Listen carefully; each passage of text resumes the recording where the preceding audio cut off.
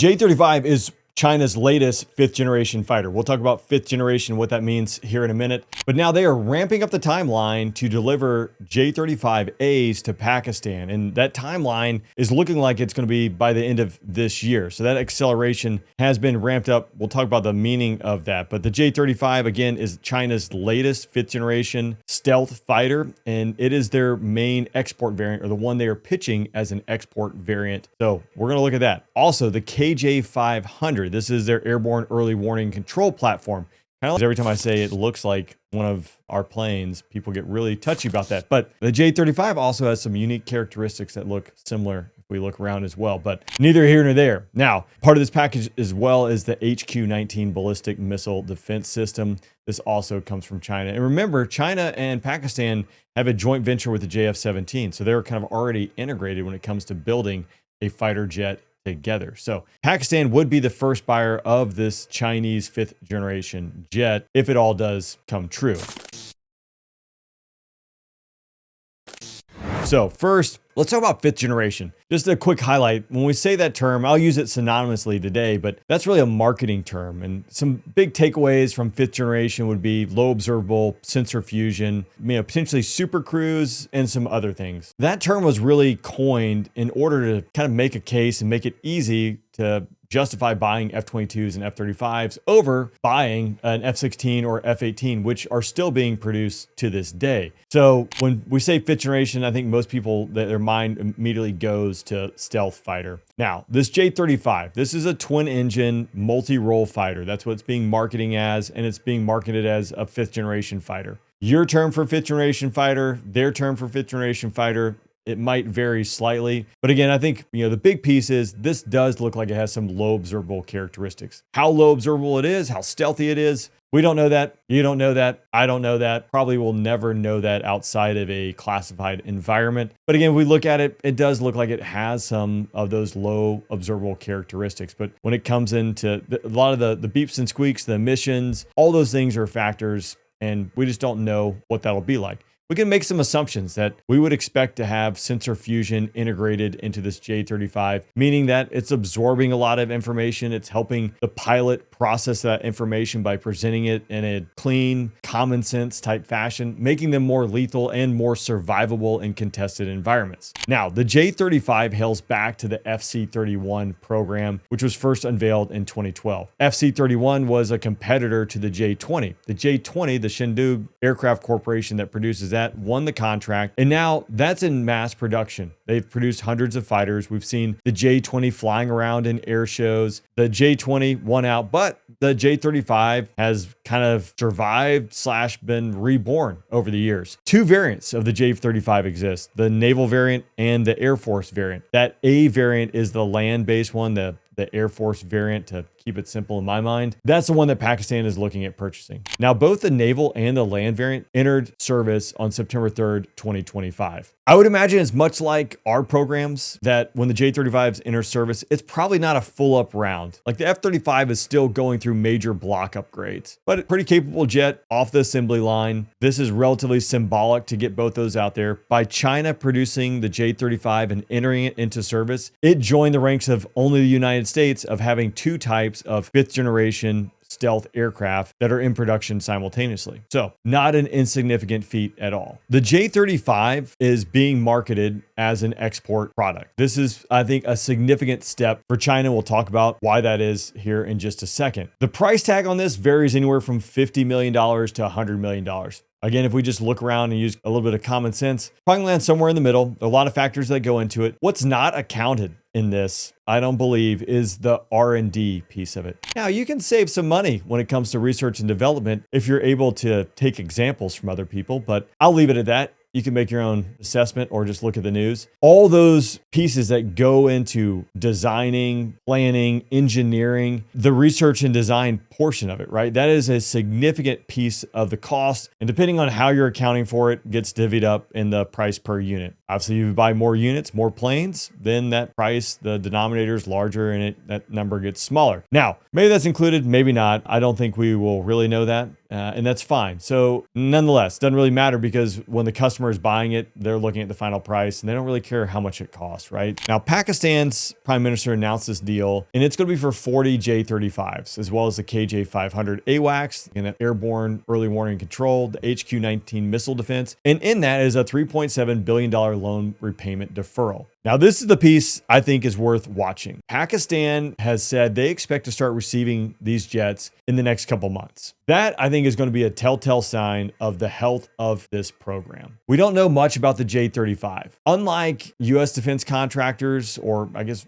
any kind of Western defense contractors, publicly traded companies, you're typically seeing big announcements of purchases from other countries, production rates. You have a little bit more insight of like the health and status of that company and what their product is doing. This, though, on the delivery front, if Pakistan is expected to get these in the next couple months and they actually get them, that's a huge stepping stone for the Chinese military export program. We'd call that foreign military sales in the United States. So we can do that for Chinese. Their FMS, that's pretty stout. Now, I would imagine that the J-35 would be equipped potentially with a PL-17 air-to-air missile. Now, this is one of China's newest, latest, and greatest air-to-air missiles. We don't know a whole bunch about the statuses. What I will say, if we jump back to June of 2025, Operation Sindoor, the conflict between India and Pakistan. The Pakistanis took out numerous Indian jets upwards of 125 nautical miles or 200 kilometers with the PL-15. This should have been the export variant of the PL-15, so the PL-15E Echo. We don't know for sure. Maybe that was a full-up round, a full, real PL-15 from China that was able to accomplish these really long, beyond visual range shots, BVR shots, when we talk about the air-to-air engagement. That's significant from an air-to-air standpoint. 125 miles, 200 kilometers. Now, buckle up. A PL-17, they're saying upwards of 400 kilometers or 250 miles almost. That's a long way away. Now, there are differences between obviously what is said and makes it to the internet and when it comes to the actual production. We have seen China produce numerous jets and unveil them over the last 9 months. That is impressive. There is no doubt about that.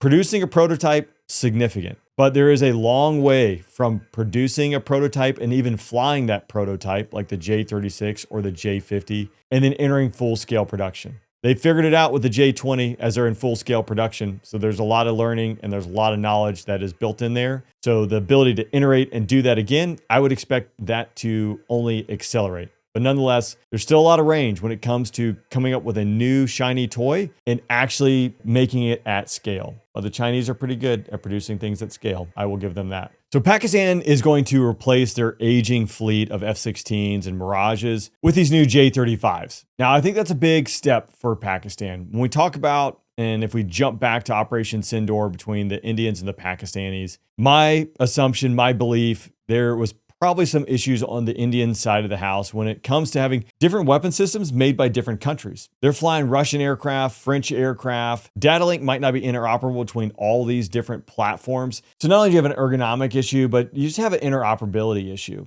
Now, China and Pakistan, again, they have that joint venture between the JF-17. So this is just like one further step as Pakistan modernizes or swaps out their military hardware, going towards an indigenous slash just one national supplier such as China, right? All this stuff should be interoperable and work much more seamlessly together. Now, India, they were going to get the F-35, or they're in talks of getting the F-35, and they turned it down. A lot of tensions with tariffs, as well as they had some concerns on not having the control they wanted over the program when it came to, hey, maybe down the road, we want to be able to adjust some software or change some things out. That wasn't part of the deal. So they have elected to produce their own indigenous stealth fighter. Now, this is the AMCA, the Advanced Medium Combat Aircraft. Again, all indigenously produced inside India. The gotcha here is it's not supposed to be ready until 2030, with the first prototype not flying here for at least probably another year. So they have a long ways to go before that is really a viable answer. And if China is able to deliver the J-35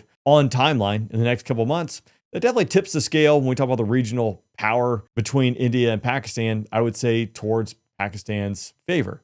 So the J-35 would be China's first fifth generation export variant. This is a significant milestone for Beijing when we come to the foreign military sales aspect of it. It's a significant milestone when we talk about aircraft production alone. But this starts to pivot Beijing into more of a powerful figure across the globe and various militaries. We have seen them reach out economically across the globe, specifically in Africa, into Europe, etc. Now, this is supposed to be a no strings attached agreement. Buy the jets, you're good to go. I'm a little bit of skeptic when it comes to that because we have seen how China operates when it comes to economic development in countries.